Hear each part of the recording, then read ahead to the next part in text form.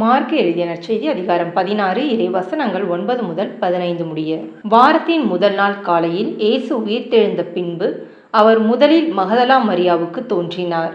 அவரிடமிருந்துதான் அவர் 7 பேய்களை ஓட்டியிருந்தார்.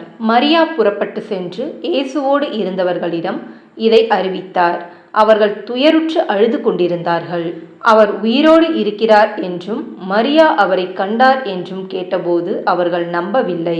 அதன் பிறகு அவர்களுள் இருவர் வயல்வெளிக்கு நடந்து சென்றபோது இயேசு அவர்களுக்கு வேற்று உருவில் தோன்றினார். அவர்கள் சென்று அதனை மற்றவர்களுக்கு அறிவித்தார்கள். அவர்கள் சொன்னதையும் சீடர்கள் நம்பவில்லை. இறுதியாக 11 பந்தியில் அமர்ந்திருந்த பொழுது அவர்களுக்கு இயேசு தோன்றினார்.